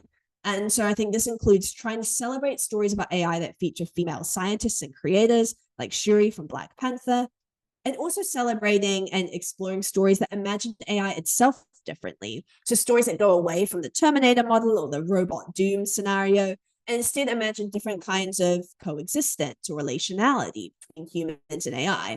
So this book is it's called Walking the Clouds. It's an anthology of Indigenous science fiction edited by Grace Dillon. But there are many, many, many other suggestions I can make for science fiction stories that try to go beyond this very masculinist norm or these stories of domination and survival that so often populate our screens. And then finally, this also goes down to the way that we visualize and imagine AI. So a project that my center collaborated on called Better Images of AI is a free open source database that's full of pictures that try to capture some of the complexities, the social dynamics of AI, and offer different kinds of resources for visualizing AI beyond, say, the stereotypical images of like a floating blue brain in a box or like a white android with like a really shiny head. If you've ever like Google image searched AI, I'm sure you've seen the kinds of pictures I'm talking about. And one of the things I really love about this project is that many of us had kind of flagged that we felt like this was a problem. But then journalists, media creators, people writing presentations, they were sympathetic about the fact that they thought these weren't the most complex representations, but they said, but what other images are we meant to use? What are we meant to get?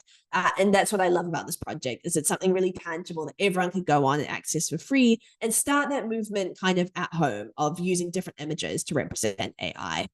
So that's what I really wanted to say today. I know that was a bit of a whistle-stop tour through lots of different ways that I'm thinking about the challenges of AI and some of the more individual solutions. We have a good amount of time for Q&A. I don't know if any of you have any questions, but I'd be very happy to hear them from you, just like straight up, through the microphone, or otherwise, if you want to just type them into the chat, that's also completely fine. Yeah, thank you so much for listening.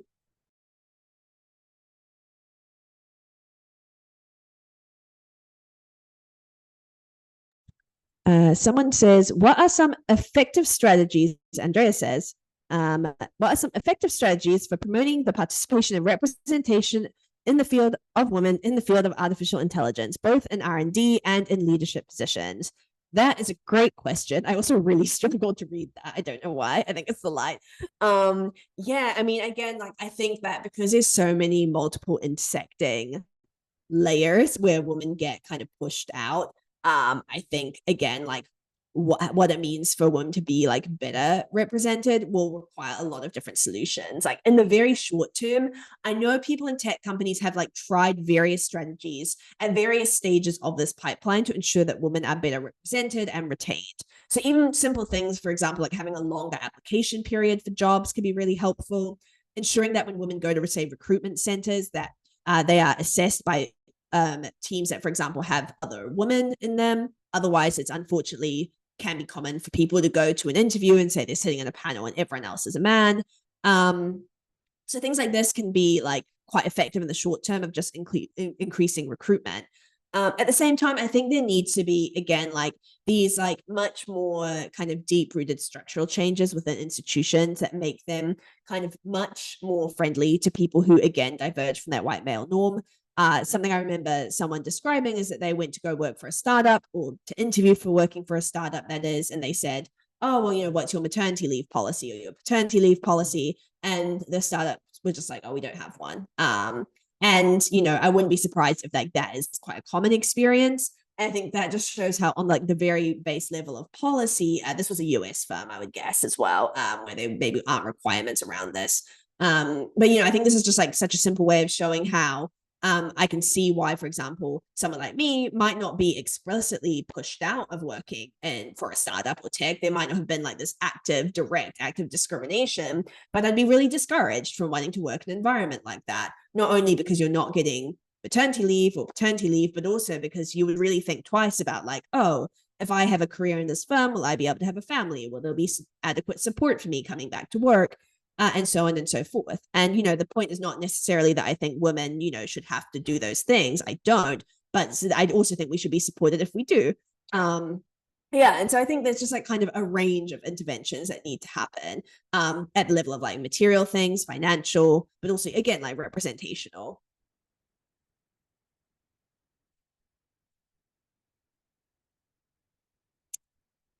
From Roxana, I have a question. Do you know if AI is going to be a threat for people that are doing creative and repetitive jobs in the future?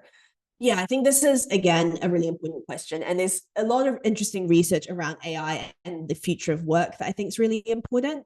And I guess I see this kind of going in two different directions. Like, one is that I think AI is not only automating certain jobs away, but it's actually creating a lot of other undesirable and repetitive jobs itself, things like data labeling and tagging, which can be both like emotionally very distressing work, particularly if you're tagging like dangerous content or like harmful content. But also can just, yeah, again, be like very, very poorly remunerated. So I think we need to be concerned not only about which jobs get automated, but also what undesirable new jobs get created. On the other hand, I think we also have to think about like who's most likely to be affected by these kinds of automation. I think in, say, the US context, there was recently a report that suggested like women were disproportionately likely to be affected by automation. And so I think, again, it's important to look at these kinds of intersectional inequities that can emerge. When it comes to creative jobs, I don't know. I think, again, that's like a really complicated picture, because on the one hand, like, I don't think the need or the requirement for human creativity is going to cease at all. Like, I think this is still a really important skill set. And I'm, you know, I do worry about the ways that, again, companies exploit or use these technologies to try and undermine the rights of creative workers. And I think we saw that, for example, when it came to the writers' strikes in the US. We saw that when it came to Scarlett Johansson's voice getting, you know, with reasonably good confidence kind of copied by OpenAI. And that went kind of very, very viral recently. And particularly in the case of someone like Scarlett Johansson, this is someone who's really, really powerful, who, you know, has a lot of money and sway in a place like Hollywood. And so I can understand that like creative workers and artists are probably really, really stressed and frustrated, particularly because so much of their work is being scraped and non-consensually used for training these models. That being said, there are people who are helping artists and creatives push back in really important ways, and I'm really grateful and supportive of those projects. There are people like Heather Zhang, for example, at the University of Chicago, who's a computer scientist, and her and a kind of other folks there have created tools like Glaze and Nightshade, which allow artists to kind of poison machine learning data sets, or to like integrate aspects into their art. That means that if they're scraped for a data set, it kind of ruins the data set. And they're developing a lot of these different kinds of tools for the exact purpose of trying to protect artists from these kinds of extraction. Otherwise, I know, for example, intellectual property lawyers and people like that who are kind of trying to fight back and push for the rights of artists and creatives to like meaningfully own their own work. So again, like not trying to paint this like really doom and gloom picture where there's no pushback, there is, but also, yeah, I very much hear and understand the kinds of anxieties of creatives and artists right now.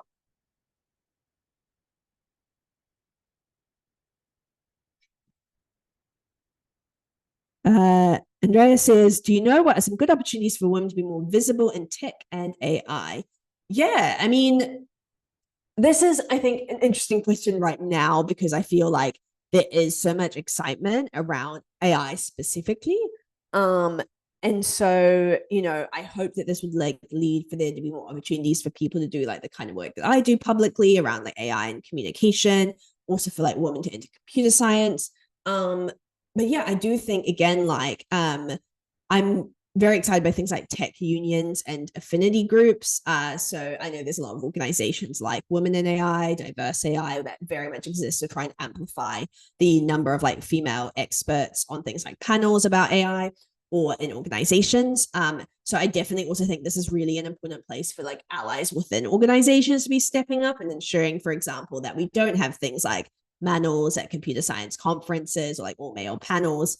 But yeah, like, so going to these like existing databases that like, you know, female computer scientists have been maintaining, showing that there are a lot of female experts and that you can indeed put women on panels and that will be great and no one will die, which is not always the predominating view, I think. So, you know, I think that's one thing. But yeah, then again, like forms of like organizing and activism, like so many of the great tech journalists I know, civil society leaders, like predominantly who I've worked with have been women, and they've been breaking some of the most important stories about AI and tech and how it affects us all. So I think, again, like looking to these kinds of role models who are doing really, really important work. At the same time, I think visibility is a really complicated thing, I guess, as well, because I do think that like who becomes visible in any particular moment, who gets a lot of media attention, can be really hard to predict. I've certainly experienced this as someone who is like semi in the public eye doing this work. Sometimes work that I'm doing that I think is like maybe not that eye-catching will suddenly get a lot of attention. Other research I do will get very little attention. So I think understanding kind of what captures a public imagination about AI can be really complicated. But yeah, I think there's definitely places where people can start if they, you know, are really seeking to try and, again, change this narrative that like women don't belong in tech or don't belong in AI.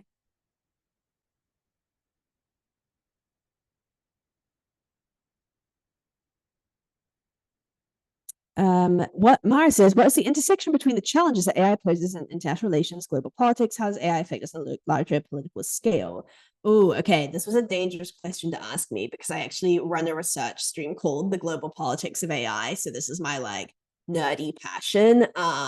Yeah, so I look a lot at like the intersections between AI and international relations because, as I mentioned, my academic background is, you know, politics and IR.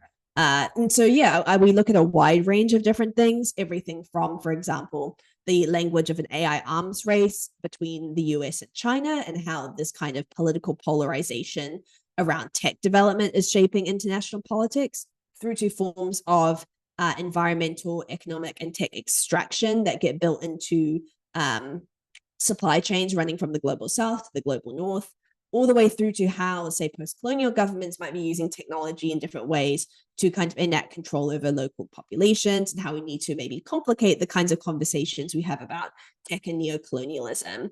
So yeah, there's a really, really wide range of work on this that I think is super interesting. A lot of this work does focus on legal autonomous weapons systems or laws, or thinking about how AI affects warfare. But there's also a growing body of work that stretches beyond that to think more about sort of AI and diplomacy, or AI and international cooperation, AI and sort of what international governance might look like for these technologies. So yeah, again, if this is something you'd like to read like more about on, feel free to reach out to me. I'm happy to like send on a lot of work. Or definitely check out the Global Politics of AI webpage on our center website. Yeah, because this is, to me, like one of the most interesting questions that's still a bit underserved in the sort of AI ethics community as it stands right now.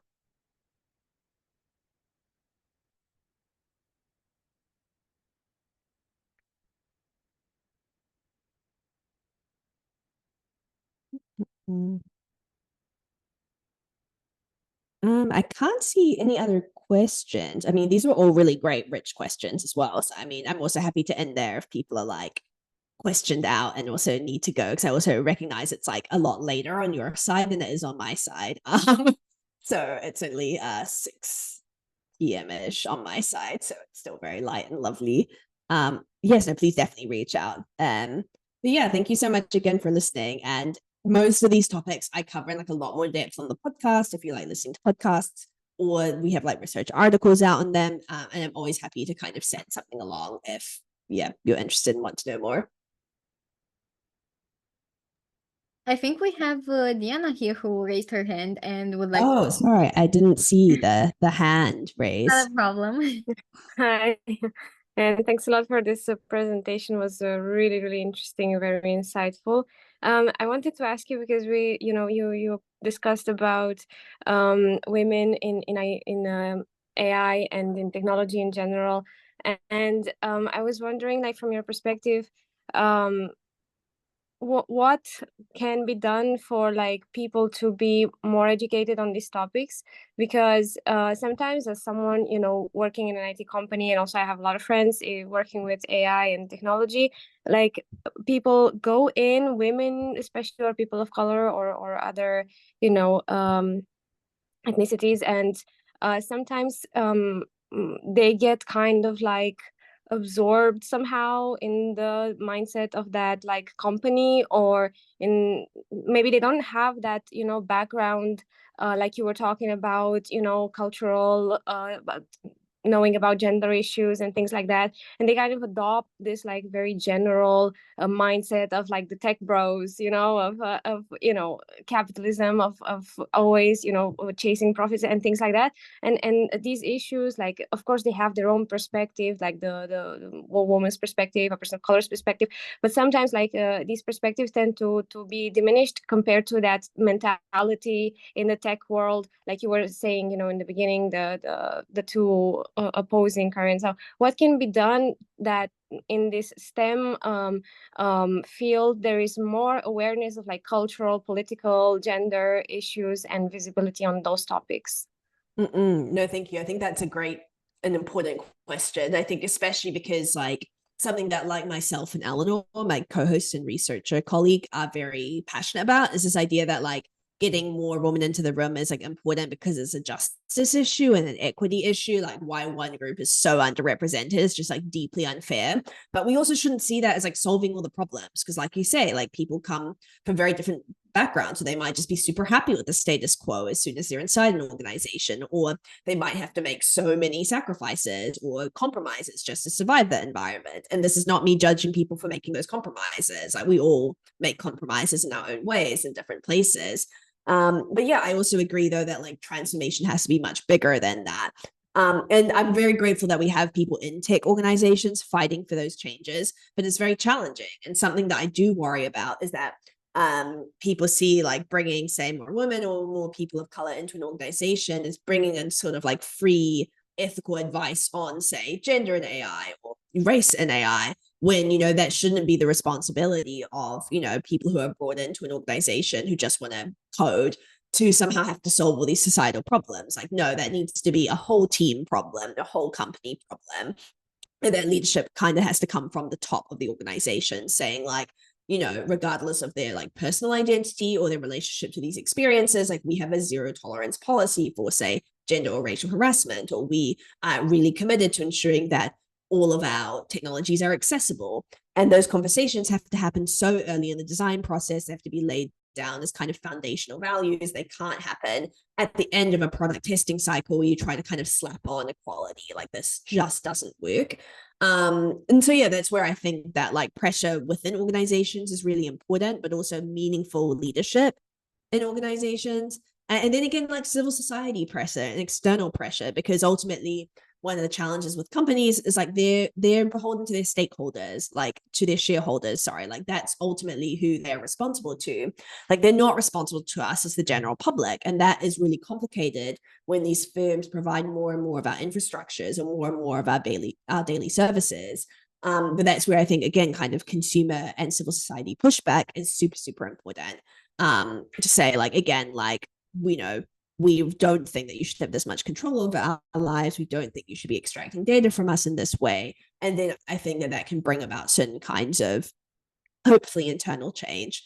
I did mention tech unions as well, or like unionization as like another aspect that I think can like hopefully change company cultures as well. Like, again, like there's been a lot of like moves towards unionization in the tech industry. That's been a very complicated and difficult road, particularly in the US context, which is what I know best. But yeah, I think that's also something that can kind of help address to some extent this problem of like what happens if you enter an organization and you just kind of get swallowed up by it.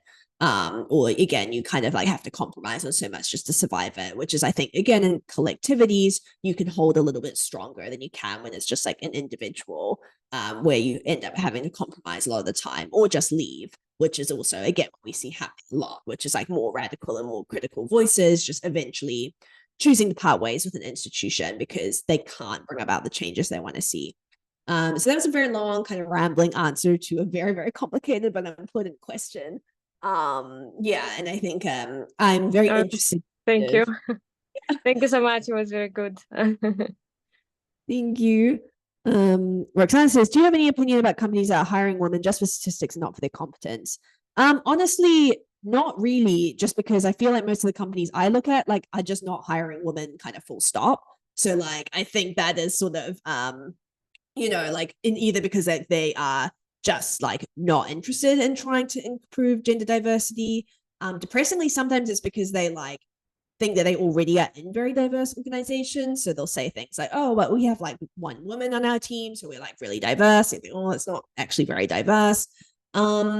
Yeah, well, I think there's often this, I think there is this idea that there's like a lot of kind of like identity-based sort of hiring or promotion.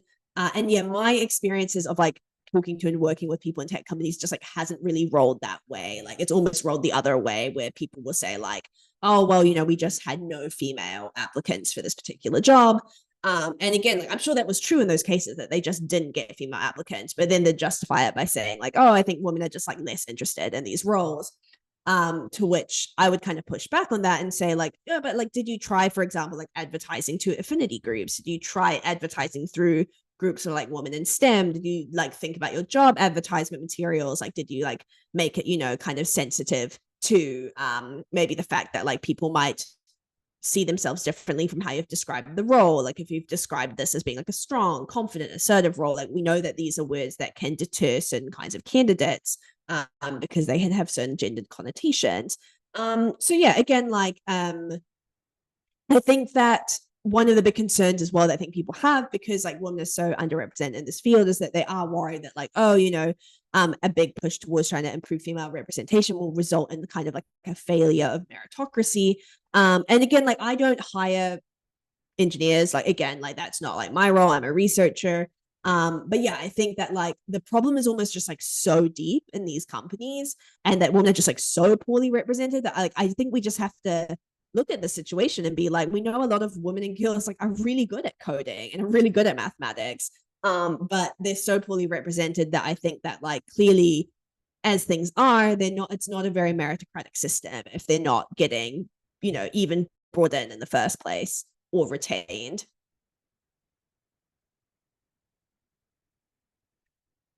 Isn't it becoming an issue of making the right laws for AI at the end of the day? The problem is quite systemic for all these companies, and we know these companies won't self-regulate without specific laws in place. Yes, I agree. Or I think, I think often there is this narrative of like, oh, regulation can't keep up with AI and innovation, or like regulation will stifle innovation. I really disagree with those narratives, because I think that regulation can kind of like rein in the ugly kinds of innovation that we don't want societally. I don't think that we should be valorizing any kind of innovation as being like a great thing, because it simply isn't. Like we've seen a lot of AI products that are just deeply harmful or pseudoscientific come out over the past few years.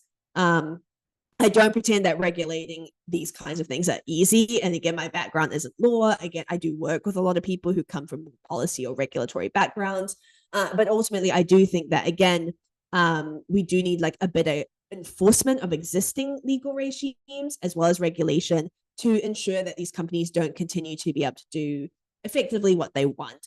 I work for the AI Now Institute, which is a policy institute in New York, and they are like a big fan of trying to pull existing policy levers to try and, you know, disrupt this concentration of power in big tech. So one that they look at quite a lot is, say, antitrust law, and arguing that, again, like a lot of these firms shouldn't be able to have the monopolies that they have. And so, you know, I think that sometimes it is about creating new laws, but a lot of the time I think it's just about leveraging the laws that we have and ensuring that they're actually applied to tech companies, because there's been a lot of behavior, particularly around, say, you know, large data scraping, where it's like the legality of it is pretty shaky, or it kind of sits in a gray zone. And a lot of these companies thrive off that gray zone. And so some of it is just like about enforcement, or saying like, what does it actually mean to hold them accountable? But I take all of that with a big pinch of salt, though, because I'm interested in AI governance, but I'm not a lawyer. And so again, the kinds of regulatory challenges these technologies might actually be, you know, far more significant than that.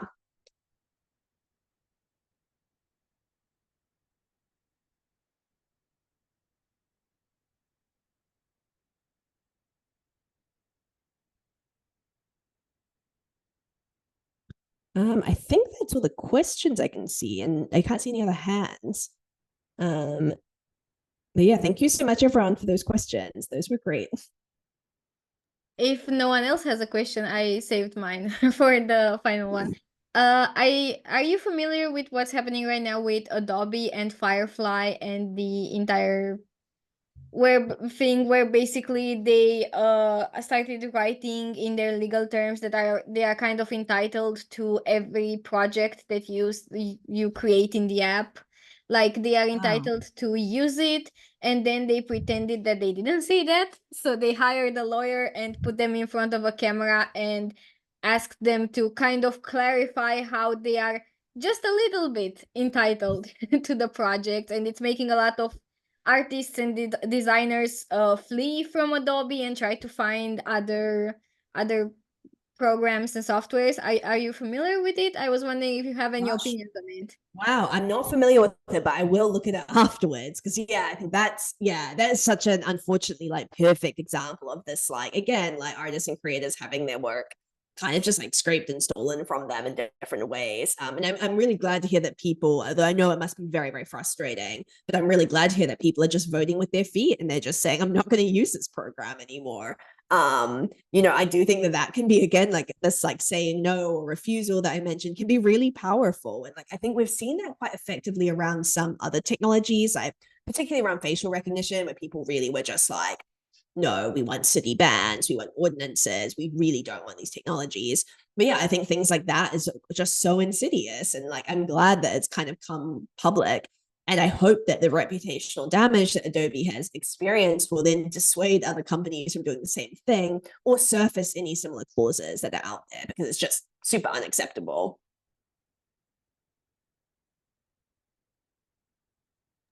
Okay, thank you for your insight, and I'm looking forward to, I don't know, hearing from you in the future about this. I would be really curious because I am not that familiar with either like AI practices or with legal sort of terms. But I just me and a lot of people from the designer community feel like it was shady, to put it simply. Yeah, incredibly shady. Yeah, no, it's gosh, yeah, I vote very shady. Not a lawyer. Seems very suspicious to me. And just supposes so many issues around privacy and data, and just, you know, huge number of things that we would like prioritize when we're thinking about like the ethical collection and use of data. Exactly. Let's see if anyone else has any questions, but it doesn't seem like it based on the chat. And if not, thank you very much for this. It was an amazing talk. I'm sure we all learned a lot of things. And I don't know, we're looking forward to listening to the podcast, finding out more opinions. Oh, thank you so much. Yeah, thank you so much for having me. And yeah, again, enjoy the rest of your evening. Thanks for staying with me so late on your end. And yeah, it was really a pleasure to get to chat. So yeah, take care. It was Bye, a pleasure as everyone. well. Goodbye.